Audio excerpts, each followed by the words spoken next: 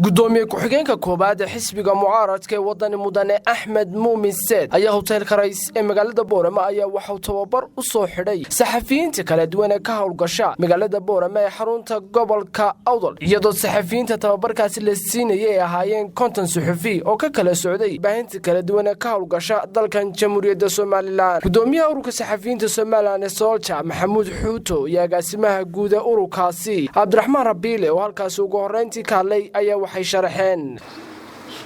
Solja waa inay u doodaayo ay suxufiyiinta garab istaagtaan runtii ahdaafta koowaad ama aasaaska Soljada oo asaas waa inay suxufiyiin difaacdaan laakiin ma inay gardara ku difaacdaan waa inay gardara ku difaacdaan labada kun iyo 16 oo ka turjumaysa baahiyaha jira ee ardayda xagga sharciga ardayda xagga tababarada iyo ardayda xagga soo jeedinta xubtaba oo qeyb gaadho iyo in haddana bal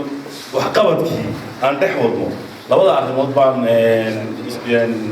aan wada wadnay suxufiga ruucadaaga kuna takhasusay arrimaha saxaafadda Yunis Cali Nuur oo isagu tababarkan bixinay oo halkaasi ka hadlay ayaa waxa uu yiri midda kale inkastoo laga yaabo suxufiyiintii haddaad tihiin in duruufo badan idin haystaan oo kuwa dhaqankii iyo cadaadisa kuwa dhaqaale kuwa laakiin haddana miisaankiina ha yaraysanina qofka suxufigiihi waa qof dadku ay dhageysanayaan oo saameyn ku leh raayul caamkii runtii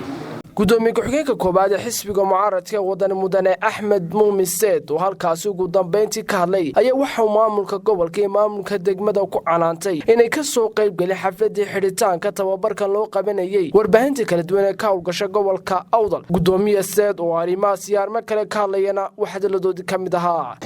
xisbi ahaan waxaan badan qaadaynaa kulley inaanu wixii naga aadan tababarkan xisbi ahaan oo leh gudoomiye gobolka oo nooga qayb galay inaanu anagu inala qaban doono xisbi ahaan oo danahan wixii naga soo aaday runtii tababarkani muddo idin socday afar maalmooda waxaan aad iyo aad halkan uga canaananayaa maamulkii heer gobol iyo maamulka heer gobolka degmada Boorama oo runtii gobolka Awdal iyo gobolka nasiib u helay in tababarkan lagu soo horeysiiyo oo aad ugu mahad celinayo gudoomiyaha ururka Solja agaasimaha inay gobolka ku soo horeeyaan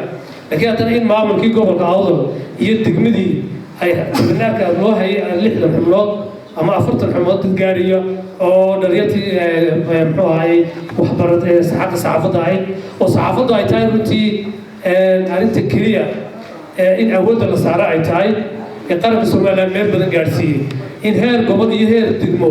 ay ka soo qayb gali waayaan xiritaanka iyo furitaanku intii waa nasiib darro ku habsatay gobolka Awdal aad iyo aad waan cambaaraynaa sidoo kale waxa yagna halkaasi ka hadlay qaar ka mid ah warbaahintii oo ka qayb qaadanayay tababarkan iyagoo ka maxad celiyay cidii soo qabanqaabisay tababarkani waxaana xusin mudan in xiritaankan tababarkani ay maamulka gobolka iyo maamulka degmadu iyagu guud ahaanba ka soo qayb galin munaasabadaasi waa Maxamed Xasan Ismaaciil Bere telefishinka caalamiga Star magaalada Boorama.